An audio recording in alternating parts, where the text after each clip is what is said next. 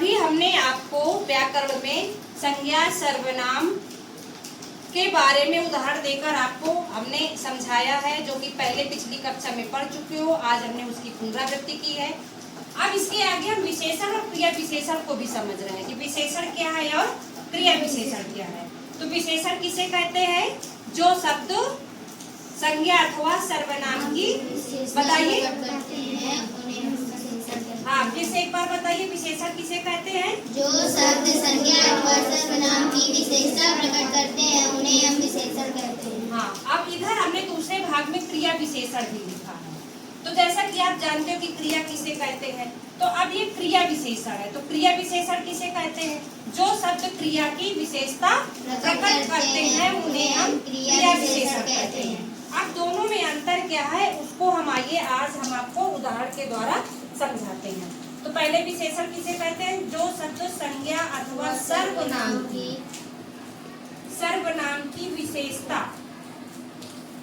बताते हैं उन्हें हम विशेषण कहते हैं। और क्रिया विशेषण में जो शब्द क्रिया की विशेषता प्रकट करते हैं, क्रिया की विशेषता प्रकट करते हैं उन्हें हम क्रिया विशेषण कहते हैं।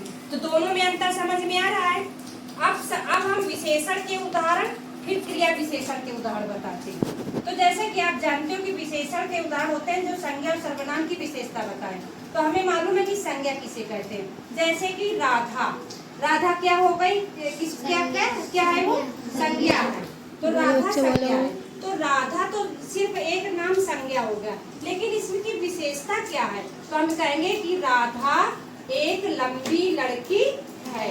राधा बहुत लंबी लड़की है। तो इस तरह से हमारा ये हो गया कि हम संज्ञा की विशेषता प्रकट करते हैं। तो ये हमारा विशेषण शब्द यहाँ क्या हो गया?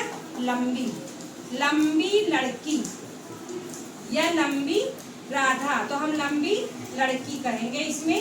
इसी प्रकार मीठे केले, केले कैसे हैं? मीठे हैं।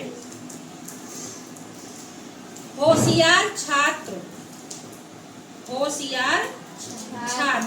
ये सब किसकी विशेषता बता रहे हैं? विशेषण। ये विशेषण है। ये शब्द ये सारे क्या हो गए? विशेषण। जो हम अंडरलाइन कर रहे हैं ये हो गए विशेषण। लेकिन ये सब किसकी विशेषता बता रहे हैं? संज्ञा की विशेषता बता रहे हैं। ठीक, संज्ञा अथवा सर्वनाम की विशेषता बता रहे हैं। इसके बाद हम क्रिया विशेषण में आते हैं कि अब जो शब्द, तो बच्चों अब यहाँ पर हम आपको क्या बताने जा रहे हैं? क्रिया की विशेषता। जो शब्द क्रिया की विशेषता बताएं उन्हें क्या कहते हैं? क्रिया विशेषण कहते हैं। तो अब क्रिया कौन कौन सी होती है? जरा कोई बताइए जरा, कौन कौन सी क्रिया होती है?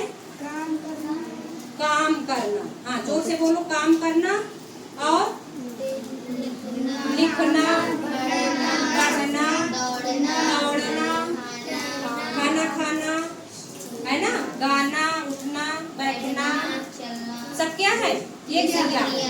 आपको क्रिया पहचान करना भी बता दे कि जिन शब्दों के अंत में ज्यादातर ना अक्षर होता है, जैसे टहलना, उठना, बैठना, रोना, गाना, हंसना, चलना, फिरना, लिखना, पढ़ना, सुनना, बोलना, ये सब क्या होते हैं? क्रिया होती है। अब इनकी विशेषता, अब जैसे कह दो कि कोई, जैसे कि यहाँ पर हम उदाहरण लिख सकते हैं कि राम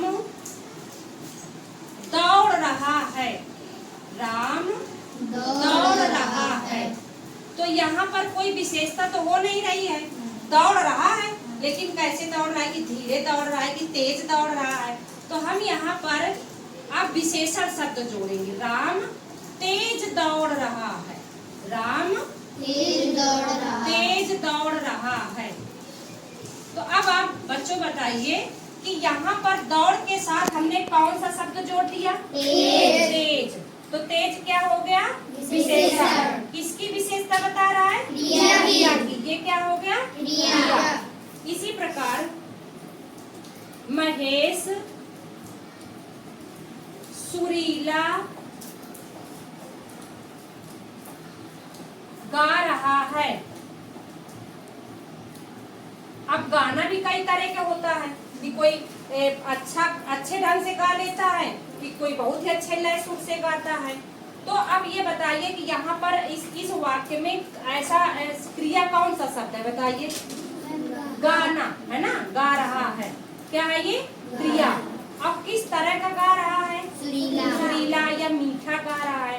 तो अब आप समझ गए होंगे कि यहाँ पर तेज और सुरीला क्या है, विशेषण शब्द है।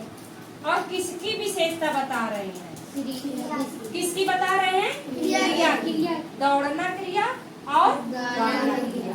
अब बात समझ में आ गई। चलिए इसी प्रकार हम आपको और भी वाक्य देते हैं जो आप घर से बनाकर